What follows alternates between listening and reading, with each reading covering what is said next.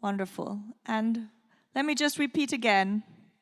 If you have, by chance, taken one of these bags with you, please have a look inside and make sure it's yours. If it's not, and you might have Brit Marie's notes or my colleague Christina's laptop and notes, please return it to them. Okay. I think we can continue. We've had a very interesting debate already this morning, so now I'm going to hand over to Anna Gombau. She is a journalist herself, and the speakers, you've already got them with you. So Anna, you will be debating strengthening energy security through Eastern Partnership multilateral cooperation, which is a very good continuation of what we discussed before. Anna. Mm-hmm. Thank you very much, Patricia, and good morning, everyone. I hope you've all enjoyed this coffee break and this first half of this morning here at the Eastern Partnership Civil Society Forum's annual assembly. And welcome to this panel debate, this plenary session under the title Strengthening Energy Security through Eastern Partnership Multilateral Cooperation. I am a climate and energy journalist based in Brussels, and let me first of all say how honored I am to be joining you here in this annual assembly as someone who just a few years ago was writing her master's thesis on Eastern Partnership energy security just a couple of years ago. I'm absolutely honored to be here and to be inspired and learning from each and every one of you. Well, this session is going to be all about energy security. I think I cannot add much to the fact that there are few sectors, few topics where the interests of the EU and the Eastern Partnership are as aligned as in energy, and this has been even more evident as a result of Russia's unprovoked, terrible war against Ukraine, and also in turn how Russia has been weaponizing our energy supplies and also our energy markets. If we zoom in into Eastern Partnership countries, for some countries this winter might be tough. We're talking about systematic attacks to Ukraine's critical energy infrastructure. We're also talking about the example of Moldova and its historical dependence in a single energy supplier. And also these risks fueling a wave of populisms across the EU and the Eastern Partnership as a result of this ongoing energy price crisis. In contrast, for instance, we see how Azerbaijan's energy supplies have become an answer to the efforts to reduce Russian gas dependence on Europe. But however, this cannot make the EU turn a blind eye to the Azerbaijani government's crackdown on civil society, media, and human rights. However, the energy crisis cannot make us forget about another crisis, and a longer-term crisis that continues to be going on, which is the climate emergency. The European Commission, the EU, has proposed a European Green Deal to essentially transform our economies the way we understand them, to move towards a greener economy and to reduce, in practice, our fossil fuel dependence, which at the end of the day is also a matter of energy security. It's quite a no-brainer that if we develop our own renewable energy sources, we can move towards an energy independence. So today we will be talking about multilateral cooperation in this context, in the context of the energy crisis, and how can we build back better and greener. Now, just so that you know, as in other sessions, there's interpretation going on in Russian. The panel is live streamed on Facebook, and I highly encourage you to use the hashtag EAPCSFPrac to share your thoughts, share your views, draw your attention from what our top-notch list of panelists are saying, and to participate and share your views. You will also, by the way, get the chance to ask questions to our panelists. We are going to try to have some good 15-20 minutes for discussion with you.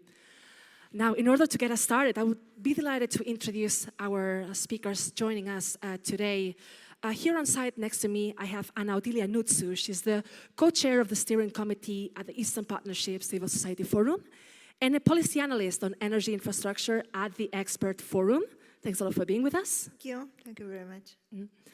Next to Otilia here on stage is also Georgi Mukhigulishvili. He's the lead researcher on energy and climate at the World Experience for Georgia. Thanks for being with us, Georgi. Thank you.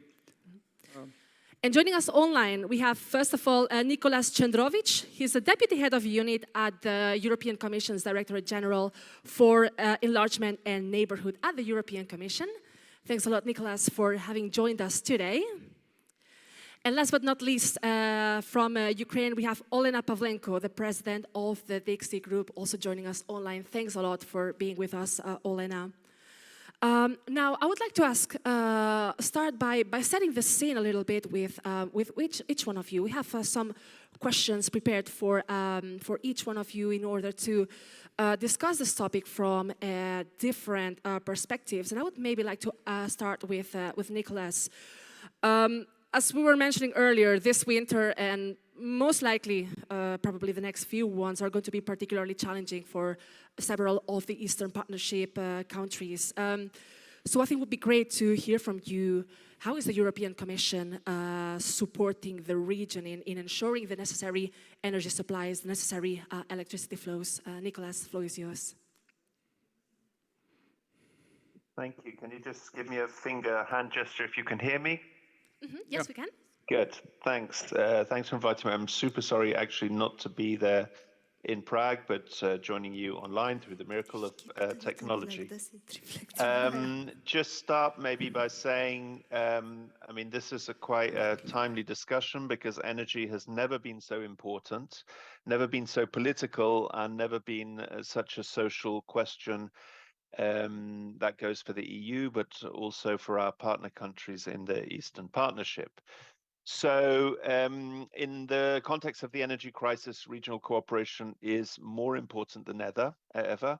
Through our external energy strategy, the EU is going to be reinforcing engagement with the Eastern Partnership countries to strengthen energy security, but also to accelerate the green and just energy transition across the globe, what you called the no-brainer.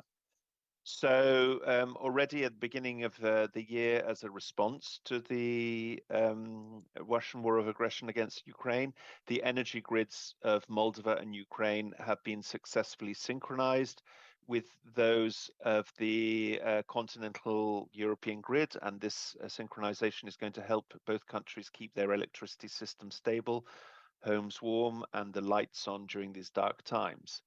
Now, this synchronization paves the way for further close cooperation between the EU and Eastern Partnership countries in the field of electricity trading and renewable energy development.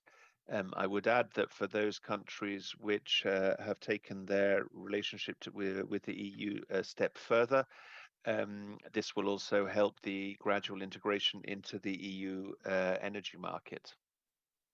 We have, of course, a number of assistance programs that goes beyond the particular programs to help Ukraine and Moldova.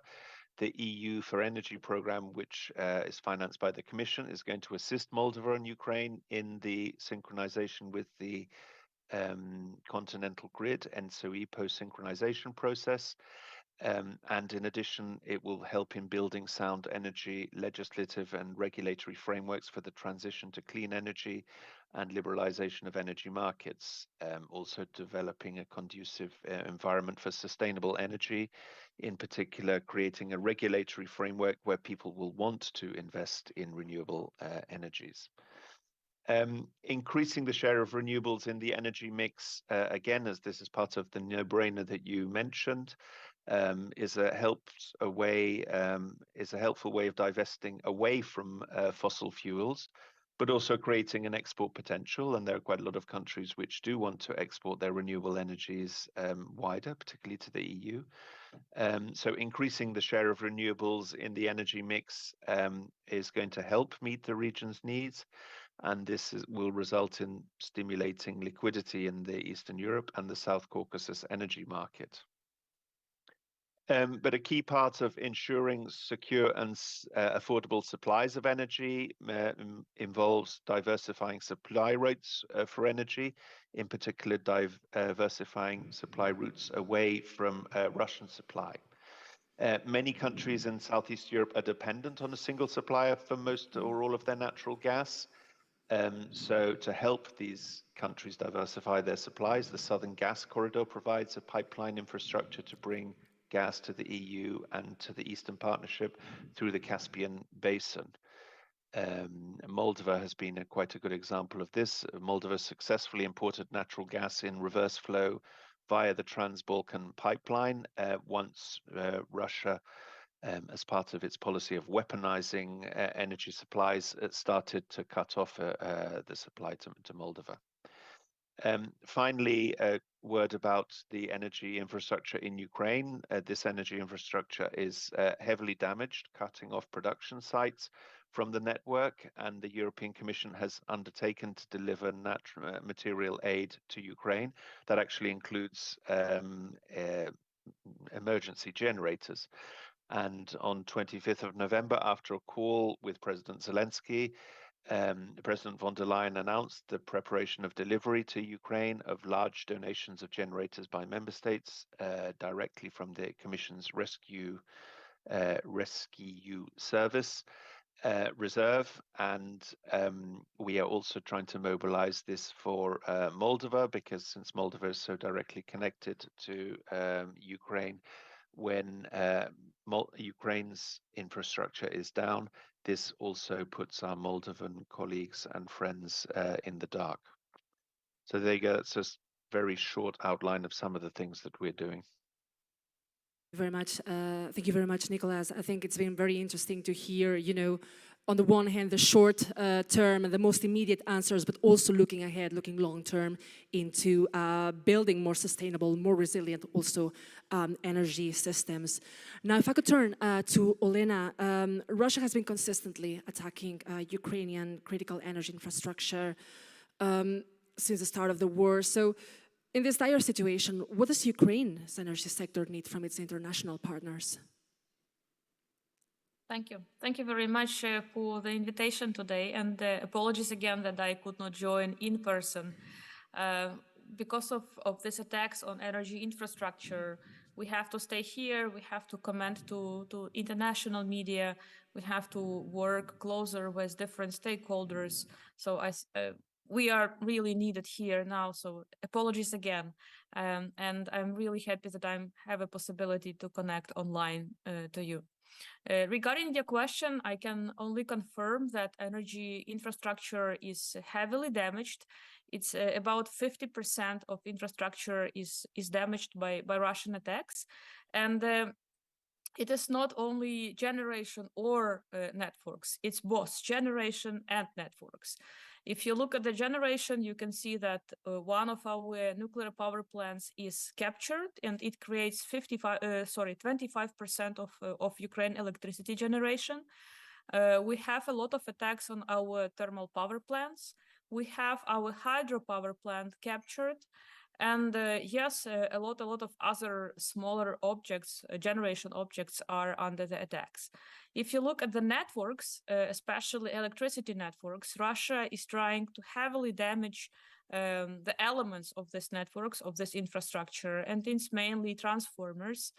So answering your questions, what Ukraine is need now, I will answer all this equipment which Russia is trying or is damaging now in Ukraine. And yes, the colleague from the European Commission said about the generators. This is definitely what we need now to ensure electricity generation for different cities, local communities, regions, but we also need elements for energy infrastructure, especially transformers, especially high capacity transformers, to be able to replace them very fast. Also, it would be good to create a sort of stock or a place somewhere close to the border in the European Union countries where such equipment can be collected, even if Ukraine does not need it immediately. So not to create a situation when, for example, some equipment is damaged, and then we have to spend a month or more to look for such equipment around the world. So if we can also focus on creation such reserves of equipment, it also will be very, very much helpful. And of course, the best infrastructure which can be saved, this is infrastructure which is really well protected.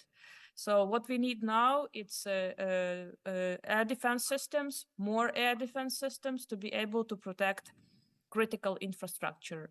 You can see from the statistics that our brave army forces, they increase the efficiency of repelling attacks. Now we can repel more than 80% of Russian missiles attacks, or up to 90%. It's thanks to actually improvement of defense systems. So if our partners can further support us with this, this is how we can protect also our energy infrastructure. Thank you very much. Thank you very much, Olena. And you've outlined how really critical the situation is and how challenging the situation for Ukraine's infrastructure overall and energy infrastructure in particular is looking like. So that's, I think, why we really appreciate that you can join us, even if just online. So thanks a lot for being with us. Now, Georgi, if we zoom into the situation in Georgia and the context in Georgia, how do you think that the current situation of war, the energy crisis, whether it's felt there at all or not, how has this context changed the perspective of energy security for Georgia? Mm-hmm. Thank you for this question. Firstly, I agree with Nicholas that energy security currently is more important than ever before. Energy security is an important component of national security and regional security. Russian war against Ukraine has put our region in the epicenter of the European continent's new security architecture. We should not forget that Ukraine is fighting not only for its territorial integrity and sovereignty, but also for our security. Russian aggression against neighboring countries and against EU cohesion is not a new one. We remember well in 2006 the energy blockade of Georgia by Russia, followed by 2008 war in Georgia, and then in 2009 energy crisis in Europe, 2014 occupation of Crimea and attack to the critical energy infrastructure in Ukraine, and currently ongoing war in Ukraine, which really affect to our region as well. We must learn from those lessons and never let's allow such aggression in the future by responding adequately and timely and strongly. Ukraine and Moldova, in that sense, I agree, Olena, that they need critical support in this winter, and it was really good example and milestone when continental Europe synchronized to the Moldova and Ukraine electricity system. Now they are balancing and supporting them in this very critical situation. This is so more than 300 critical energy infrastructure just damaged by Russia in Ukraine. This is a face of Russia, face of failed and terrorist states in the region. So I think in Georgia we have studied this year, shortly after the war just started in February, we started studying what would be the short-term impact on energy security of Georgia. And we studied different dimensions of this, for example, Russian capital in our energy markets and all this stuff.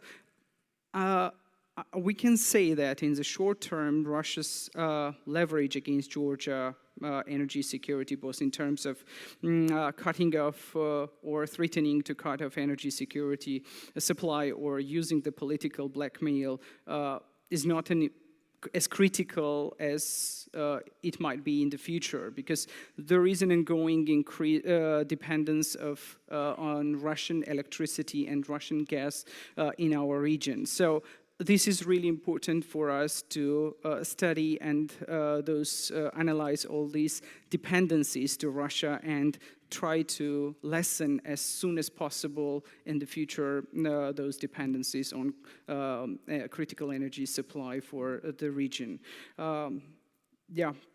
This is what I wanted briefly, but also add that it was really good that previous week, the President von der Leyen announced that the EU is going just to freeze those Russian capital, Russian those money and use for supporting and reconstruction for Ukraine, because they damaged and damage is estimated about 600 billion USD for Ukraine, and currently it's freezing only 300 billion euros of Russian capital in EU and G7 countries. So definitely all EU and international partners should start working on that issue, how to use those Russian capital for reconstructing Ukraine. Thank you, Georgi. And I think that brings very nicely to the next question that I wanted to ask Ottilia, that is, in terms of because of course this requires assessing like our dependencies and building essentially more resilient and again more sustainable energy systems, right? So how do you think that the current momentum has to be used strategically in order to really create this systemic change towards a completely different and again more resilient, that's going to be the keyword, energy system? Yeah, I think also we inside the European Union have learned a very painful lesson after February 24, because we were very reliant on cheap, convenient, and quite reliable until recently energy supplies from Russia, without looking at what was happening in the Eastern Partnership countries, where energy had been used for almost 3 decades as a tool for political blackmail and extortion, and also money laundering and other illegal deeds. The synchronization which happened in March was an extraordinary token of solidarity between the EU and Moldova and Ukraine. And I think it is very important also to look a little bit at what happened afterwards. Because the next few months were very important also to increase the commercial tradings of electricity. Ukraine had at that moment an accident of electricity because so much of the demand had been destroyed because of the war. And Europe was needing cheaper energy and cleaner energy.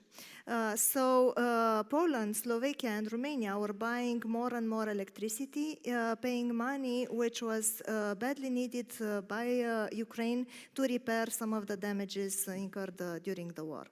So what happened after October 10 was actually not only an attack against Ukraine and not only later an attack against Moldova as well, but also against the energy security of the European Union as well. Because we suddenly, in the eastern part of the European Union, we remained with less energy supplies, with increased needs to export energy, and also with increased needs to consume more Russian gas to produce electricity. And we must not forget this. Whenever we are thinking in Western Europe, for example, to give off-ramps or to start negotiating, we should first look at what Ukraine has to say, and also remember that all these attacks that happen constantly against civilian infrastructure are criminal acts of war. They are completely illegal. I think another lesson that we should learn is the fact that when Ukraine wins this war, and I'm not saying if, I'm saying when Ukraine wins this war, the energy sector of Ukraine is going to experience an extraordinary reconstruction.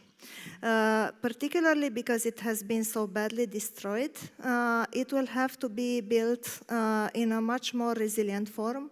And I think it will be a model for the rest of the European Union, because it will be built with local generation, more resilient sources, more renewables, and we are all going to look with envy at it.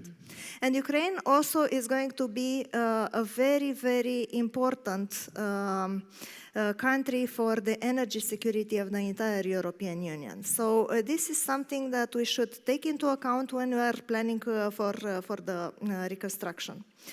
One more, or the last thing that I would like to say in this,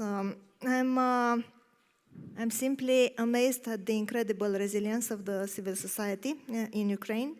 And also the colleagues that we work with, like Dixie in Ukraine, who have been doing an amazing job explaining also to European partners what the stake is. And also, some of their colleagues are fighting in the territorial defense. They are organizing events explaining about energy and collecting donations for the war effort.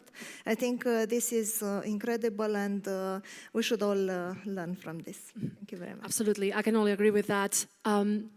I wanted to perhaps open the floor among yourselves for a quick round of reactions based on these initial statements. But maybe since you just brought it, and that's a question that I wanted to address as well at some point, is now, of course, it's been already a few months that we've been talking about Ukraine's reconstruction, and I think it's very clear that we are seeing a commitment really to build back greener, to really make the reconstruction a green reconstruction and fundamentally transform the Ukrainian economy and decarbonize it. So maybe I would like to hear from Olena, how do you think a green reconstruction of Ukraine could look like? What can you tell us about it? Thank you. First of all, I would like to thanks to all of you for wearing this blue and yellow flags on your clothes. Thanks a lot. This is very inspiring. Regarding your question, I would say several points. One is definitely Green Deal. This is not the only reform of energy sector. This is reform of all economy, which means that we will have to have these green benchmarks in all different sectors when we talk about the recovery. I mean, agriculture sector, industry, transport, of course, energy efficiency, energy saving, but all these sectors which Ukraine will have to focus on in its recovery will have to include this green so-called benchmarks. Also, I think the second element should be, that's my personal recommendation to European Commission, expanding the team of DG Energy and DG Environment, because when country becomes not only the association member, but also candidate member, it has to work more closely with relevant DGs. And in order to move really fast with implementation and integration of different sectors, I can talk about energy and environment, the DG also should have a very strong team in place. It should not be a team of 3 people, 5 people. I believe it should be quite bigger teams. That's my recommendation to European Commission. I hope it will be heard. Also, another proposition is to develop better such instruments as projects of common interest or projects of mutual interests. If we have a possibility to trade with, or I don't know, expand our cooperation with Georgia and Azerbaijan, for example, in energy sector, maybe it also can be part of the European Union projects, ideas which European Union will support. I mean, Azerbaijan now is transporting gas to the EU. Maybe in one day we can come back to the idea of transporting Azerbaijani oil through Ukraine to Europe. It was famous Odessa-Brody oil pipeline, if some of you remember this. And also I want to again underlines that even if we talk about Green Deal implementation, Build Back Better, decarbonization for the future of European Union and Ukraine, we all have to remember that energy security elements should be always there. We should not repeat our mistake, especially German mistake, which happened with Russian gas, and do not allow anybody to become dependent from one source or from one country to prevent such scenario which we have now. I'll stop here. We'll be happy to answer other questions. Thanks. Thank you, Olena. And I think this is clear that we have to learn this lesson, that we cannot depend on just one source of energy. I mean, you've mentioned the German example. I think Germany was consistently warned that such a situation could happen, and now we are seeing the consequences across not only Germany, but across much of Europe, and the risks of these dependencies. So I would like to open the floor for some reactions. I see, Nicolas, you've unmuted yourself, so I don't know if you wanted to add something to it. Sure, happy to. I mean, to start with, I would really strongly like to agree with what Olena was just saying, and actually what several people have been saying about how the Russian attacks on Ukraine's energy system is, we have to see this as an attack on our energy security and learn the lessons from this. Which the main one of which should be to reduce our dependency, preferably to zero, on an unreliable supplier, and one that has no problem in weaponizing that supply. And I would add, we have an awful lot of sympathy with those people who did actually try to warn people in the EU about the dangers of that heavy dependency on Russian supplies. What would the green reconstruction or the decarbonized reconstruction of Ukraine mean? I mean, we're still putting together the instruments which we hope to deploy really as quickly as possible, and not waiting until actually the fighting stops. There are all sorts of, I mean, without wishing to bore you, legal and budgetary questions which we have to put into place to be able to start deploying this. But I do think written into the DNA of the reconstruction is going to be, how can we use this to help Ukraine decarbonize? This is not only a question of the Green Deal, but I think we have to see this as and I hesitate to use this word, as an opportunity for Ukraine, which was until at the start of the war the most energy intensive country in Europe. This is a question also of the country's competitiveness, and we do want to see a competitive Ukraine which can take its place, the place which has been offered to it inside the EU in the future. This has to come, though, from a very strong decarbonization, as Olena said, not only of the economy but of the entire society and Ukraine as a whole. We will be looking at a whole of society approach here. I think that the Ukrainian people themselves, who have shown such extraordinary resilience, will be viewing this opportunity actually for decarbonization as part of their patriotic reconstruction effort. There will be instruments absolutely galore to help Ukraine do this. And one final thing, I would very strongly support what you said about expanding the teams who are helping your country. We do have, of course, the excellent colleagues in the support group for Ukraine who've been helping. I don't think that many of them have slept since February 24th, but it's clear that the reconstruction effort is going to require more people, more technical people to help your country engage in this reconstruction work. Thank you very much, Nicholas. My understanding is that actually DG Ener, Klima and Environment are actually recruiting new administrators. So I hope this is not only going to mean that we're going to have more civil servants working within EU topics, but also in relations with our Eastern partners. So, so let's hope for that. Georgi, I think you wanted to react to it. Is it? Yeah, it's working.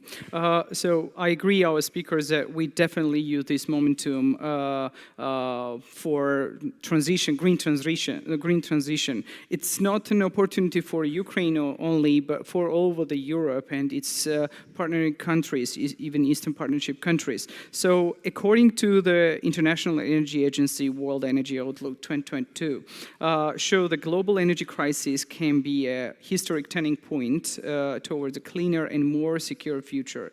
Global energy crisis triggered by Russia invasion of Ukraine is caused deep and long-lasting changes that have the potential to accelerate the transition to a more sustainable and secure energy system. For the first time, global demand for each of fossil fuels shows peak or plateau across all the scenarios, future scenarios in the midterm and long-term perspective, with the Russian exports in particular falling significantly in the world energy order in just reshaped.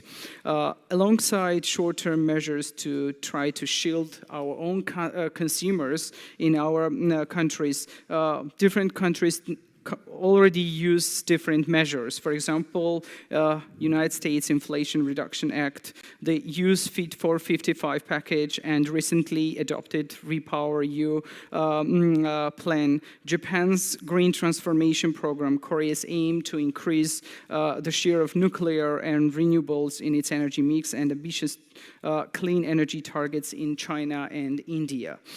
So those are really good developments, and we can use those momentum to shift for green transition. And we should also think in a longer-term period after winning of Ukraine and defeating Russia. We should have already ready-made plans how to reconstruct not only the Ukraine, but also the region, security environment of the region, because as I already mentioned, energy security is a critical component of the national securities and regional securities in the Europe and in our neighborhood also.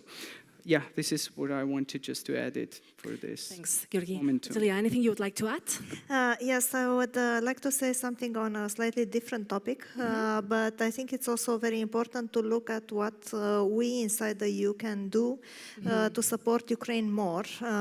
Related to energy.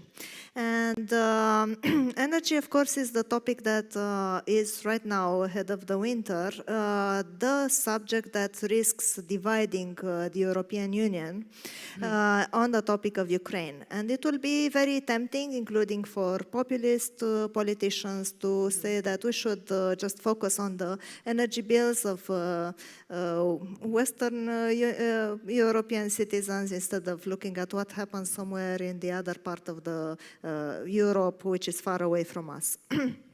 It's very important to coordinate all the intentions that we have for regulating things at the European Union level and sanctions on Russia to what really makes sense to stop the financing of this war and stop this war. Stop this aggression, yes? We are thinking for a long time that we need to do something about the energy prices. And there have been, since September, endless discussions about capping gas prices and finding some mechanisms, yes? The only thing that can be done legally when we are thinking about capping gas prices is actually capping the gas prices from Russia as a sanction. And that will have an effect on the end prices on the European gas market. You cannot cap the prices for imports from US or Norway, but you can sanction Russia by cutting its revenues also from the gas. They don't have alternatives where to sell their gas to.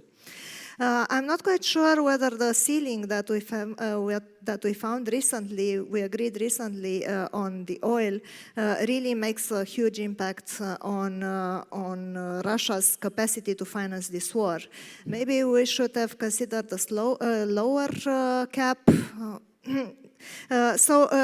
We also need to think about what are the other energy supplies from Russia that we should look carefully at. For example, we have a lot of nuclear fuels.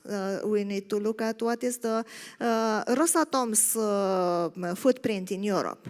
So we need to articulate better all the instruments that we have so that we lower the energy bills for the European citizens. We use the assets confiscated from Russia to repair the damage in Ukraine and make the guilty ones pay. You're introducing a question that I wanted to ask here in the panel, which is, of course, the ongoing energy price crisis is creating a lot of discontent in many European countries, and this risks creating a big wave of populism across Europe and understanding Europe as the continent. So I think it would be interesting to, based also on what Otilia has mentioned, to understand from each one of you how can we address the situation and these risks of populisms across Europe, and also, since we are part of the Eastern Partnership Civil Society Forum, understand what civil society can do to address that. I don't know if Georgi, you wanted to react? Yeah. Thank you for this really interesting question. Just I would briefly add what has Otilia said, that 60% of Russian income comes from fossil fuel exporting. So this is really good initiative of the EU just to set a cap, but as we see, it's not sufficient. We need even lower cap for oil prices. Currently, we can see those emerging LNG markets in EU, and every developing LNG infrastructure in entry points of the EU, which is really good, and gas reserves currently are developing in different states of European Union. This somehow creates and strengthens the energy security of the European Union. And we see that after the shock, how the prices on gas just still declining. This is really good that the strength is in unity, and civil society can play an important role for this development, because we need educated people. We need resilient people for misinformation and disinformation, where you just mentioned that there is a populism of increasing prices and all this stuff. So for that, civil society can play an important role in awareness raising and information campaigns, and spread out real information, and just to fight misinformation, disinformation, this populism. So I think we have and this was very good examples. We had yesterday the awarding of the Ukrainian colleagues, civil society people, and also today how civil society are involved in this development process. So these are really good momentum we can use as a civil society to strengthen our democracy, rule of law, good governance, and transparency. Because in energy sector, those components are really important for further development. Thanks, Georgi. I think that's very important, because in the current context, I think we're seeing increasing awareness, right, on our energy systems. It doesn't happen very often that, or it never really happened to me that I would be discussing, you know, how EU energy markets work with my high school classmates, right? So this is, yeah. I will give you one example. Just after starting the war, there was a big populism, even in Georgia, that we will not survive because Russia will increase price, and our dependence to Russia, oil and gas are really critical, and so on. But when we just studied and when we just analyzed all these dependencies, all these risks which might be used by Russia against Georgia, we find out that there is such a risk for Georgia. And then we started informing awareness raising of our population, and then there was no any such kind populism in our society, in general public. So this is one of the example we can use for our everyday working. Thanks, Georgi. I would like to hear from our online speakers. I don't know if Olena and Nicholas would want to add something to this. Olena? Happy to comment, yes. Thank you very much, Anna Otilia, for bringing this sanctions issue to the discussion. I totally agree that all the sanctions package which European Union already have introduced, they have effect, although slow, but they have effect. Starting from yesterday, European Union and some other countries will not buy Russian oil, which comes through the sea, not unfortunately through the pipeline, but it's still quite a lot. And we have price caps, which also were introduced on Russian oil. I totally agree that the next step is to further increase sanctions on Russia in energy, because this is the main source of their income. And I totally agree that we can come back to the reviewing of price caps. According to the plans, European Union and G7, they can review price caps every 2 months. So why not to decrease this price? So Russia will feel more uncomfortable with selling its oil to other countries. Why not to start negotiating with Turkey, India, and China to decrease the trade with Russia? Also, there are Russian energy companies and infrastructure objects on the territory of the EU.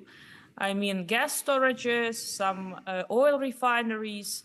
If we say that Russia should pay for all damages which it creates in Ukraine, these objects can be taken from Russian owners, and then European Union can find other investors for them. I totally agree with nuclear issues. Rosatom, which still is a very powerful player in nuclear sector in the world. It's even worse than Gazprom, because if Rosatom builds a lot of nuclear power plants in, let's say, Africa, Central Asia, Latin America, it will be too hard to replace their technologies with other technologies. It's even more harder and more complicated than with gas. So we have to stop Rosatom from its activities on the international field, on the international arena. And I believe that European Union and G7 countries, even G20 countries, can do a lot here. And regarding your question on populism, I totally agree. What civil society can do is to help building capacity inside our countries, including European Union, including Eastern Partnership countries, to explain people that the question or problem is not so narrow as populists present, that you cannot analyze the sexes, the gas issue or electricity issue just separately from more broader political questions. And this is where we really can focus on for the next few years to explain people that we have to fight with such non-democratic regimes, totalitarian regimes, which use dependency of European countries as a tool, as a weapon to fight with democracy. Thanks, Elena. Last but not least, Nicholas, I think we have put a lot of ideas to the table. So, would you like to react?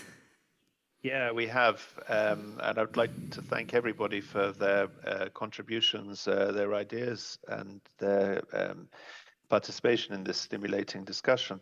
I mean, what we have seen since the beginning of the war is that in many, many areas, society is leading the way. compared to the politicians.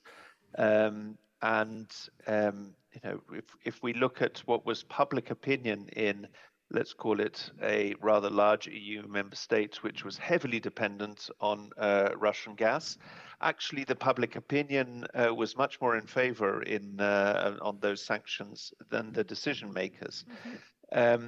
That said, we do have to recognize that this winter is going to be very, very hard on quite a lot of citizens, citizens in a number of Eastern Partnership countries, particularly Ukraine and Moldova, but also it's going to be quite hard for a number of in a number of EU countries, which are seeing an explosion in energy prices.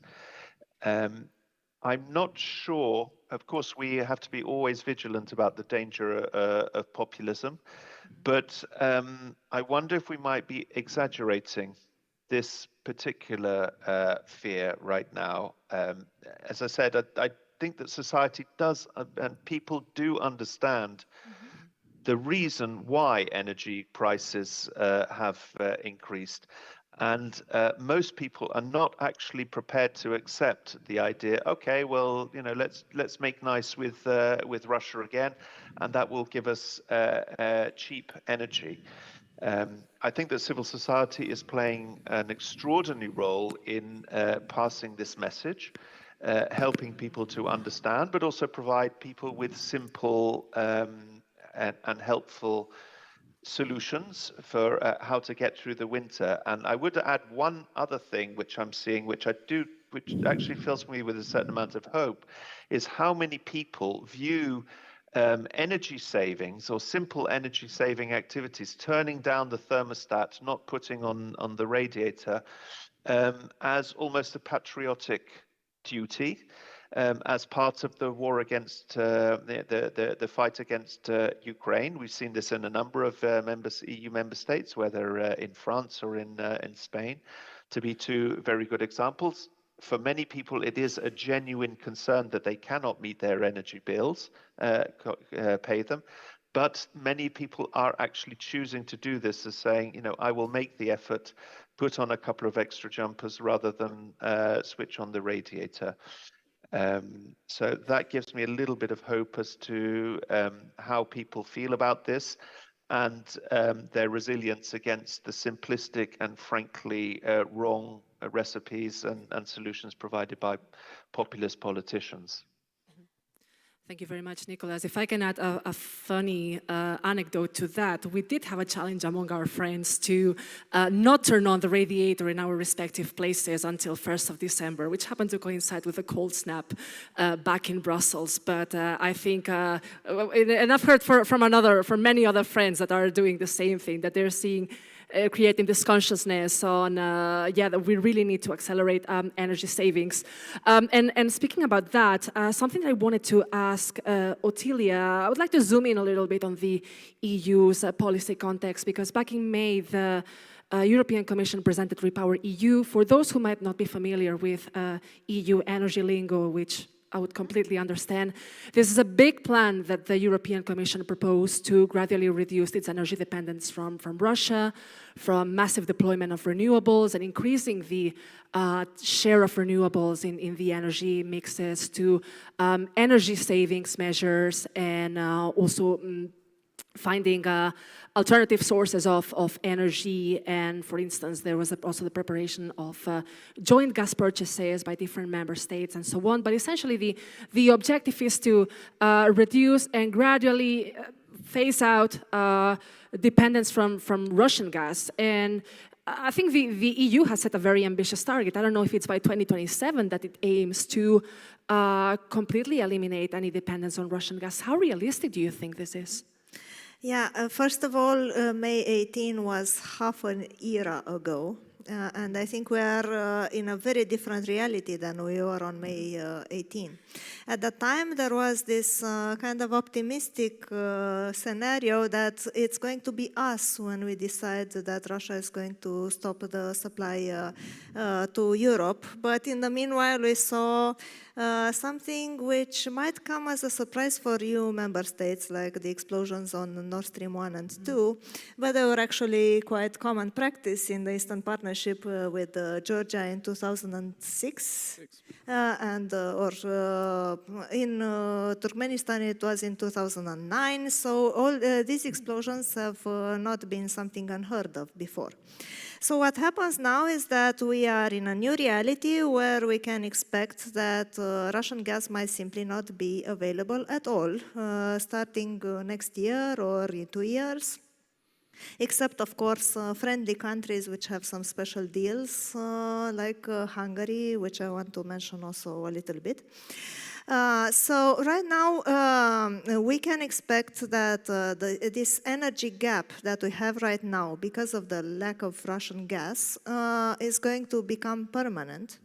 And the price hikes are going to become permanent as well, unless we change significantly and rapidly the way in which we produce and consume energy.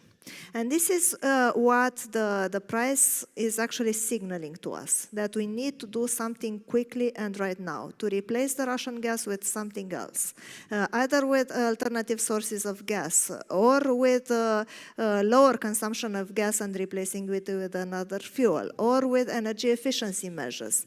And we are in a different reality than in May. It will probably have to happen much faster, and it's going to be much more painful.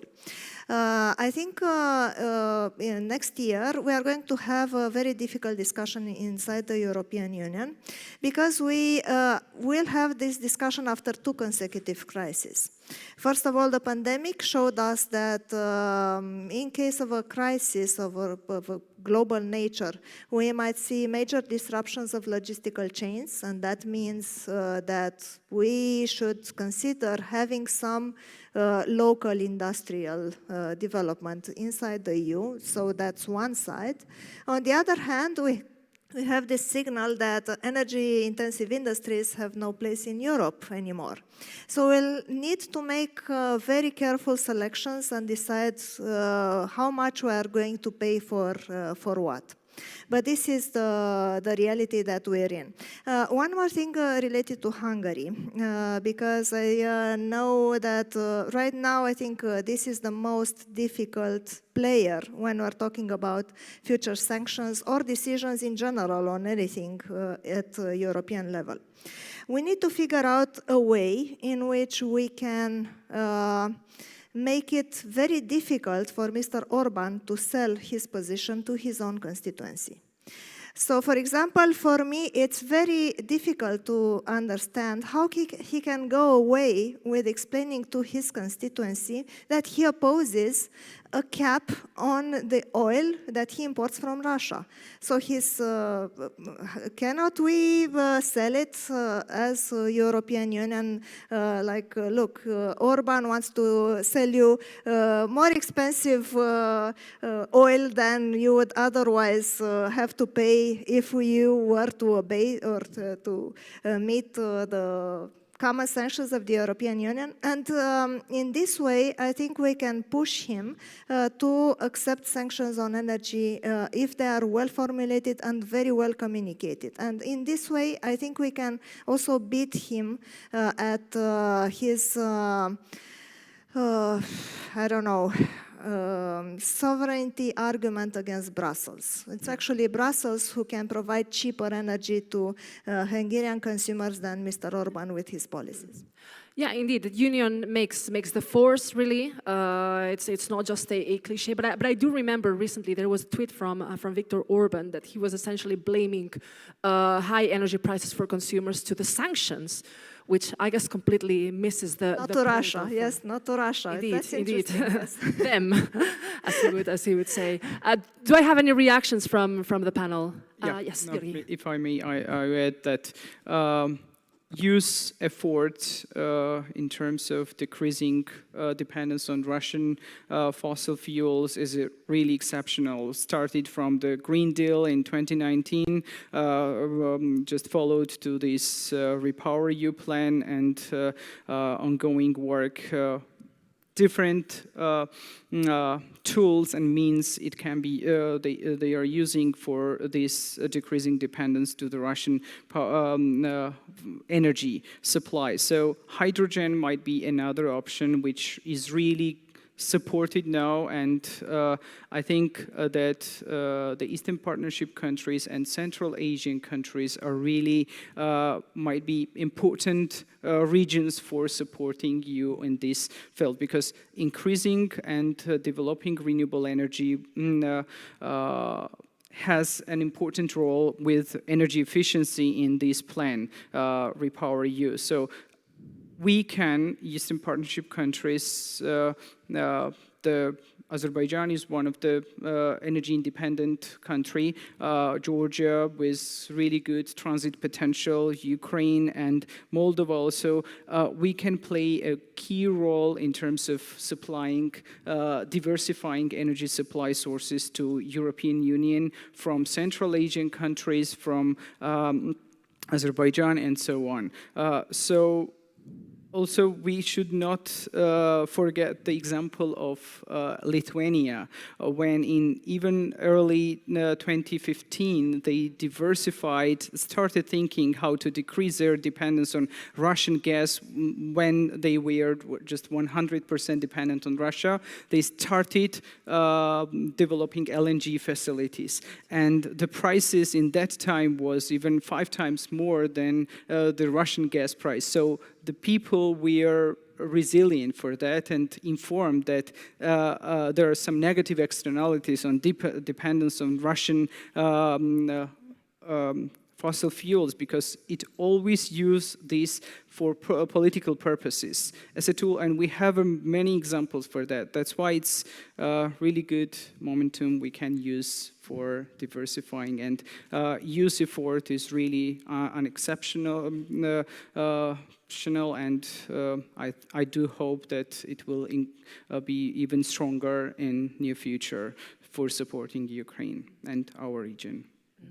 It's true what you mentioned. I think we can see many examples across the Baltics, also in Poland, for instance, creation of the construction of new interconnectors, of LNG terminals to really diversify. That coincides in the 2014 period of time. So this goes back to what we said earlier, right? That some member states took the warning very seriously, and now are perhaps a bit better prepared towards this winter. I don't know, Olena, would you want to react? And yeah. Yes, thank you. Thank you. What I can add is that the more expensive price on gas will be, the faster and bigger will be investments into the new technologies, especially renewable technologies. So I think the faster we can talk about, the more optimistic we can talk about the fast move to decarbonization. I think we already see how many European countries increasing their investments and support in the research and development of new technologies. And probably quite soon we will see of more, let's say, projects of replacement of gas with hydrogen, with other sources, especially if we talk about the industry. So I'm, of course, it will not be the easy way, but I'm quite optimistic here. And also, my optimistic prognosis and warning is that the war actually I hope, will finish very soon. And it will be sooner than Europe will totally refuse from Russian gas. And what we should keep in mind that those who will start saying that, okay, the war is over, we have to come back to our business as usual with Russia, we should not follow these advices. We should not follow this scenario. We should continue to follow the goal which was set up before. It's totally removing Russian gas and Russian fossil fuels from European consumption. And I'm pretty sure that Ukraine also can help here. Again, Ukraine is a resource-rich country. We have our own gas production. We have a lot of minerals to produce. But I think Ukraine will also remain to the export of electricity, which we did from June till October this year. So again, if we have our nuclear generation back and we can restore sustainable connection with European Union and increase its capacity, Ukraine will be able to export electricity and generate more also in Ukraine. Again, we have a lot of potential with our renewables generation. My environmental colleagues will not support me here, but I will say also about nuclear generation potential and other issues. And I believe that we can also contribute to the energy security as well, of Europe as well. You mentioned the role of critical raw materials and minerals, and how Ukraine is a rich country from this point of view. Of course, if we talk about the energy transition, let's say both the short term and the long term aspects of the ongoing the energy crisis and then the energy transition in the longer run, this risks, of course, creating other kinds of dependencies. So I would like to hear from all of you, what do you think of that, getting dependent on providers of critical raw materials, on new gas suppliers, even though we already mentioned that earlier. Which risks do you see there? And since the title of the panel stresses the importance of multilateral cooperation, how can multilateral cooperation address these potential dependencies? I don't know if Nicholas, you would want to start, and by the way, also react to any of what other panelists have mentioned. Well, the first thing to say is that this year has been something of a shock therapy for quite a number of countries, which is not necessarily a bad thing. After so much talk about the green transition and decarbonizing our economy, we are having to do this in a very wide range of countries, and that includes a number of our Eastern partners, because we really don't have a choice. It's been difficult. There's been quite a lot of political resistance to this. But look what's happened. Apart from the range of sanctions, which are slowly getting into place and creeping into various energy vectors, we've been working very hard on diversifying our supply sources. There has been an awful lot of work on the energy transition. We have the Repower EU initiative. And we go into the winter actually prepared. I wouldn't say well prepared, but for instance, the level of gas storage is a pretty good indication about where the EU is to prepare itself for a possible further disruption in supplies. Here, I would actually like to take a little bit of an example from Moldova, which started its energy crisis already last year. It was deep and it was awful for an awful lot of people. This year's crisis is worse, but the country is actually a lot better prepared to face that, thanks to a certain amount of help from the Friends of Moldova, but mainly from the preparation of the country. So all this to say, the shock therapy is necessary. It is painful, certainly. It has resulted in quite a lot of strain on many of our citizens, but it is putting the EU in a better place, both in terms of very quickly diversifying away from Russian supplies, but also a really serious thought about energy transition, demand management, energy efficiency, and increasing renewable energy production. Thank you, Nicholas. Maybe I can give the floor first to Olena and then go back to Otilia and Georgi. Okay, thank you very much.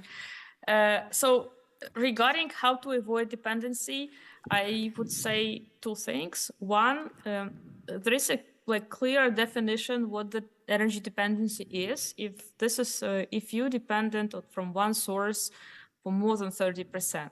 So definitely this is a red line which everybody should respect. And if it is possible to decrease such a percentage, it's even better. Second is tracking the so-called the money, because what was one of the biggest problem which we have with Russia is that European Union and many other consumers, they paid money for fossil fuels, but they never tracked how Russia uses this money, because it's a sovereign state, because it's, you know, everybody was saying to us that, I mean, how can we do this? This is the sovereign country. But then suddenly it came back with wars, with huge problems, not only in Ukraine, but also in Georgia, in Moldova, in Syria, and many other countries where Russia invested into wars. And I believe this situation can happen with many other countries if those who pay money, who are consumers, will not demand to explain and to show how the money are invested in the country, especially if we are talking about non-democratic authoritarian countries. So there should be a rule so-called publish what you and how you spend this money, and explain how you spend this money. If you invest them into the development of your own economy, of prosperity of your people, like Norway, for example, does, we can see the results, and we can see that this is quite a, you know, normal cooperation. But if there is any possibility that this money are used to threaten people, to create wars, to create other problems, either for local population or for the international society, this should be stopped immediately. And we have to learn lessons from the situation which we have now. Ukraine joined so-called Extractive Industries Transparency Initiative in 2013, and I know that Azerbaijan was there, unfortunately not yet, but we all hope that one day it will come back. There are also other countries. I know Romania now is discussing such ideas to join EITI. And this initiative is a first step actually to avoid this scenario when non-democratic, or actually any state can misuse the money from selling natural resources, including raw materials in the future. So if we can use this initiative or expand it, improve it, and demand from all our partners to actually follow the rules, transparency rules, and good governance rules, I think this is, would be one of the instruments, one of the steps to decrease the dependency, to increase security, and actually to establish a really good partnership around the world. Thanks, Olena. Otilia? Yes, I also wanted to mention that we should be very careful in not replacing one dependency with other dependencies. And there is a certain level of awareness at the European Union level about the risks of becoming too dependent on Chinese supplies of certain equipment for renewables, but also primary raw materials like rare earths. And there are efforts to try to diversify this, including a lot of money being allocated to ensure that there is some domestic production of certain types of equipment. We also have an opportunity to put a little bit of pressure on our contractual partners, because the European Union is going to be a large buyer of energy for the future, to put a pressure on our international partners to respect some basic human rights and I don't know, the rights of people. So for example, we are going to buy Azeri gas, and yes, indeed we need it, but we need to make sure that these purchases are also connected to putting pressure on the respecting of human rights there. And Olena was mentioning the EITI. Indeed, I think there should be a clear pressure also justified by the fact that we are going to pay with European taxpayers' money for the gas that is going to be purchased from Azerbaijan. I wanted to say only one little more thing about the fact that indeed all of us, we are actually much better prepared for the energy crisis than we were a year ago, including inside the EU. So right now the risk has produced itself, yes, has been produced, but the level of preparedness, I mean, if we were in the same position just 1 year before, then we would have been in a terrible position. Moldova would have not had any kind of light or gas right now. Also, just a year ago, there were a lot of people, including in Germany, who are trying to justify against all evidence, why Gazprom is reducing the supplies to the EU, yes? And they were saying that, they have to give priority to filling their own storage at home, and so there is this legitimate explanation, that legitimate explanation. So we were in a war with Russia on energy for a much longer time than February 24. And we need to remember that this is going to remain there even if the war is ended in Ukraine. And we shouldn't go back because we've been there and done that. You're absolutely right that already in, remember, mid-2021 energy price crisis, like where energy prices were already getting very expensive, and everybody was wondering what was Gazprom's market behavior, what was going on in there. And now I think it's clear that, yeah, that it was part of this weaponizing of the energy markets, really. Now, Georgi, and then we move to Q&A. Thank you.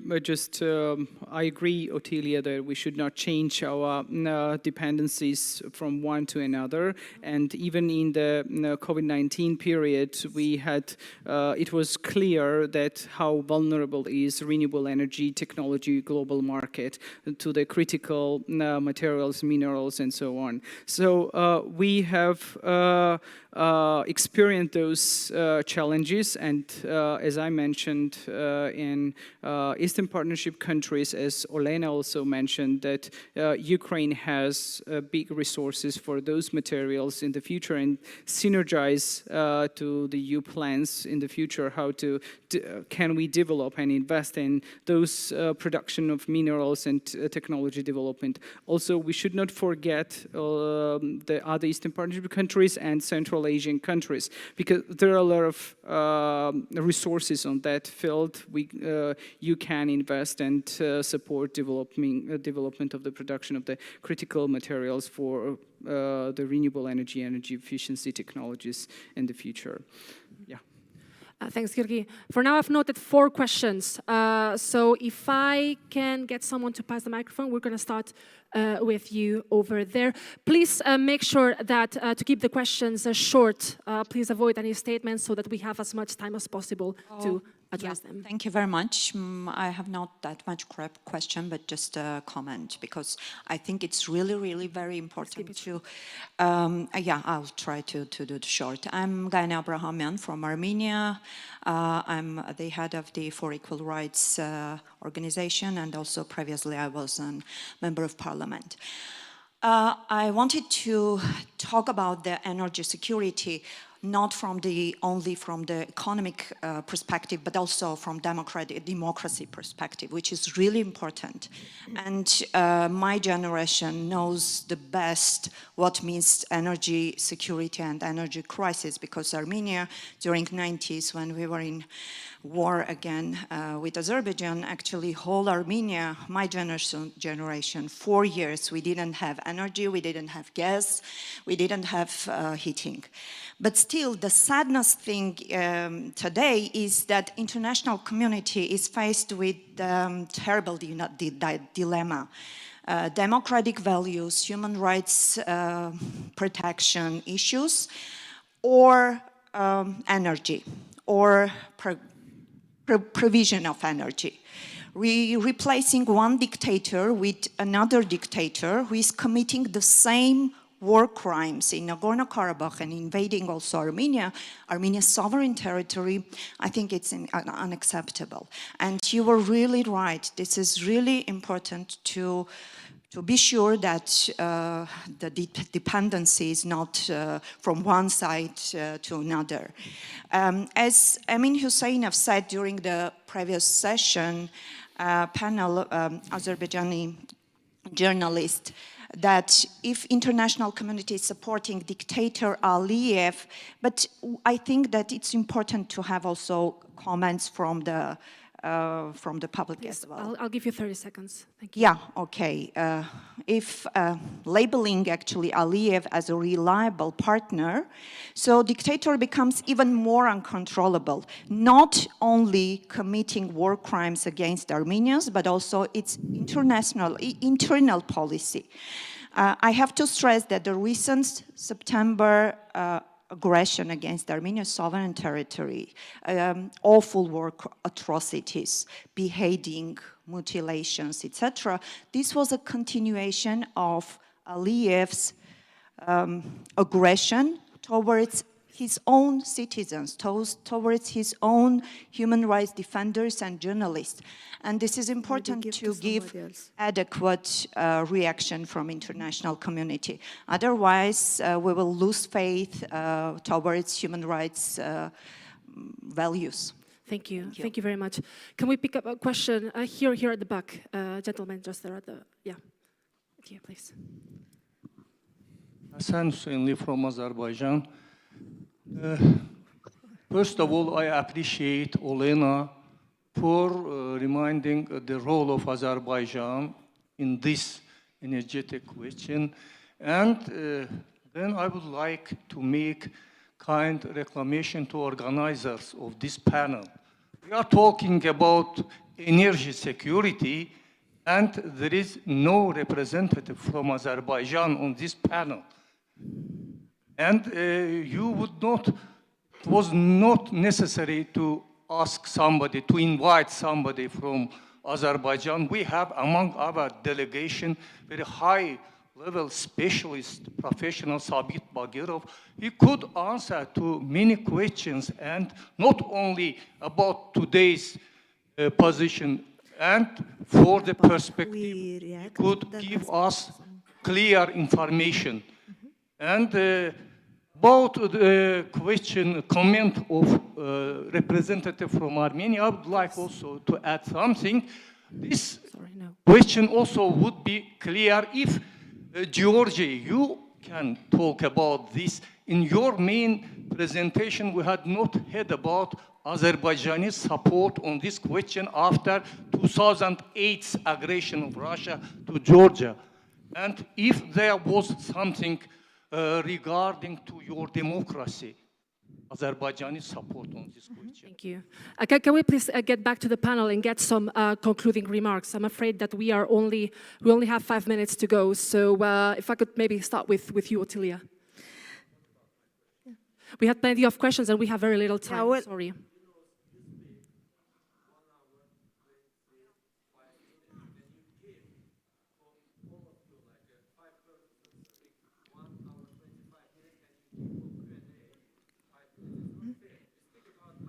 Do you have a question then? Okay. All right, then please, if you can give me the question in 30 seconds, we will address them. Thank you. Yes, but please make it a question. Please, thanks. Who is responsible for organizing this panel? My question is, be clear. And second, why no one of you even understand for it's better to give one floor for Azerbaijani representative. When you're talking about Azerbaijani oil and gas, you give to my president, to my dictator, more than $10 billion per year. We sold you gas and oil, and he killed us. He killed our relatives. My mother murdered by Azerbaijani law enforcement agencies. And now you give me a bit short. guys, you should organize on proper level your panels for the future and give us equal rights for talk about our own problems. You speak about our problems, I support Hassan's speech.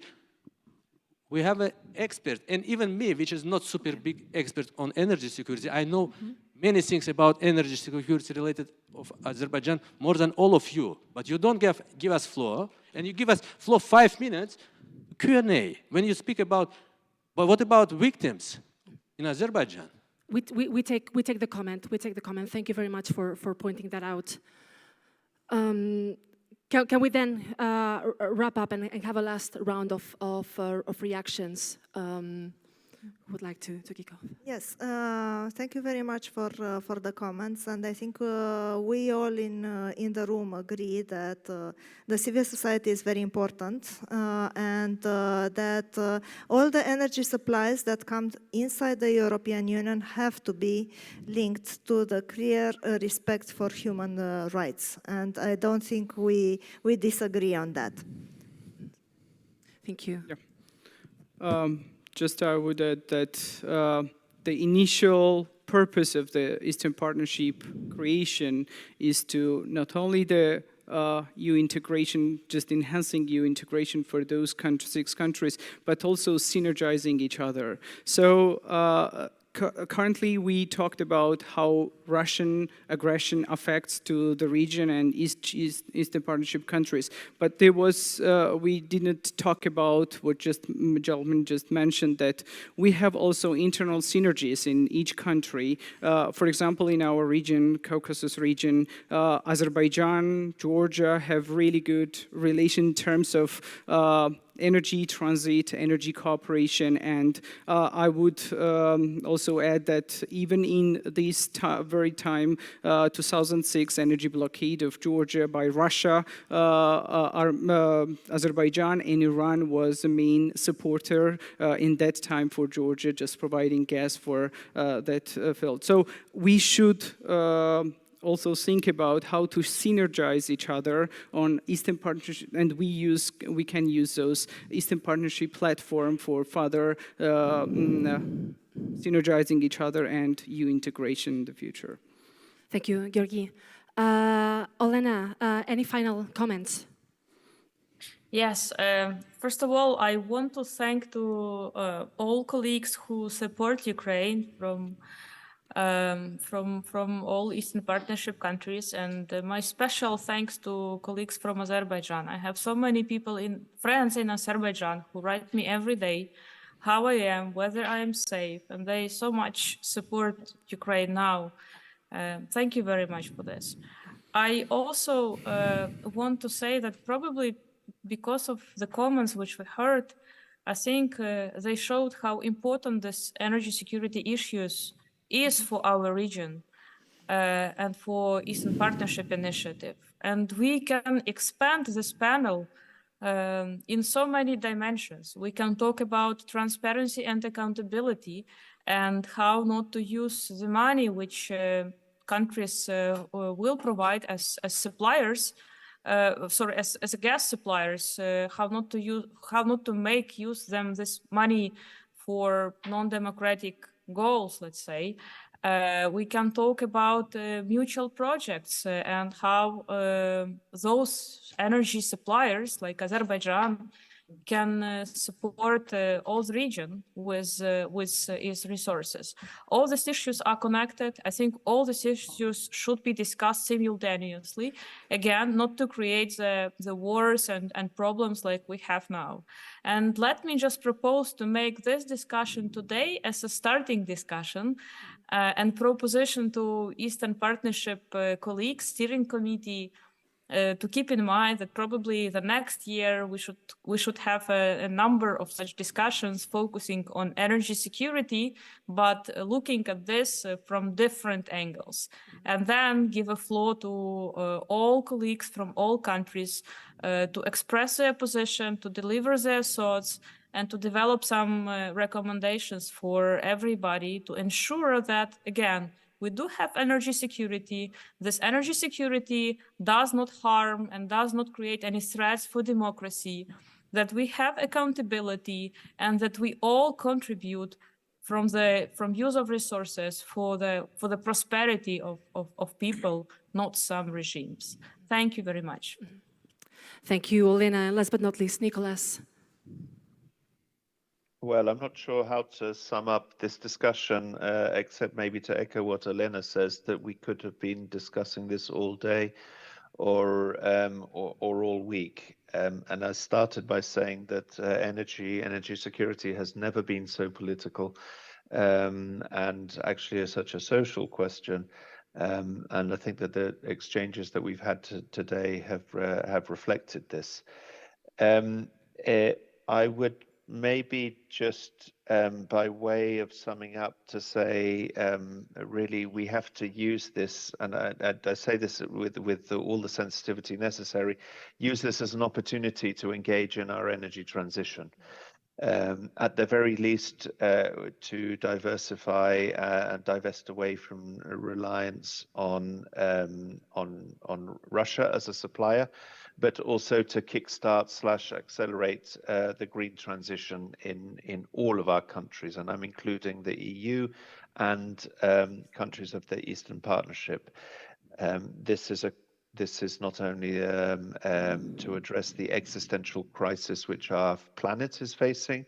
It is a question of competitiveness. It's a question of our citizens' health, and to make sure that maybe they're less cold next winter than they are this winter. To do this, we will need an awful lot of cooperation. We're trying to develop those mechanisms inside the EU. But we will also be developing those cooperation mechanisms with our partners in the East. And I would say particularly those partners who now have some kind of European perspective, if not candidate status. Finally, and this has come up with in the discussion, it's absolutely essential that all of these discussions about energy transition are done with a healthy dose of accountability and engagement of citizens and civil society, to make sure that this is an opportunity to build a more inclusive and democratic system. Thank you very much, Nicholas. And I think it's clear that, as Olena mentioned, this is only the starting point of the discussion. And also for all of you that have expressed discontent over how the panel has been developed, we hear you, we take the comments and feedback. And apologies if not all voices were heard. I'm sure that the organizing team will take feedback and your comments into account for future occasions. But thank you very much to all of you for your attention, for having been with us, and to the speakers, not the least, of course, for a great discussion that we've had. I think it's been really insightful, and I would like to thank all of you for your input. Thanks a lot to all of you, and now I hand over back to Patricia. Thank you so much, Anna, and thank you to all of you.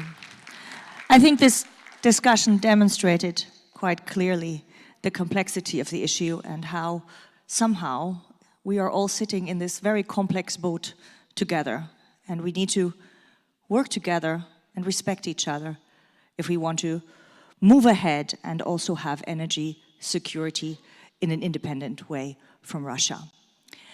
So before we go to lunch, I would just like to also remind you that the parallel sessions are coming up. I think they are a great opportunity to also discuss some of your frustrations and to voice constructive criticism. Keeping in mind the code of conduct, I have written it down for you at the entrance again in a very short way. So maybe when you walk out the room, have a look at what I've put on the flip chart outside, just to remind you again. So after lunch at 1400 sharp, we will start in the parallel sessions. In this room, there will be 2 sessions on security cooperation in the Eastern Partnership, resisting authoritarian regimes and strengthening resilience. And I think this is a great opportunity to continue this important discussion that you have kicked off.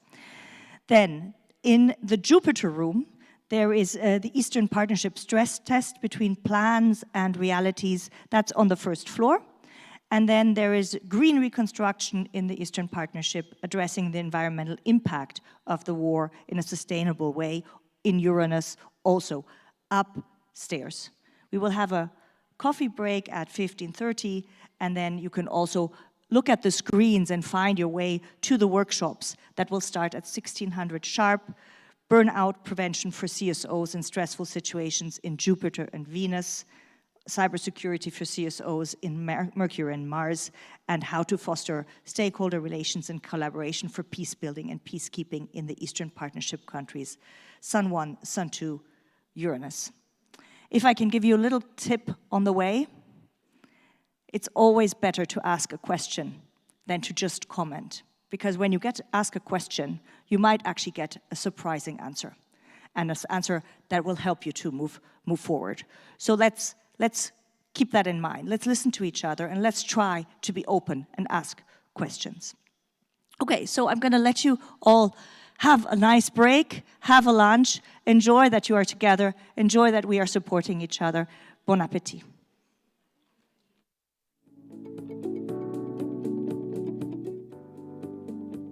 Lunch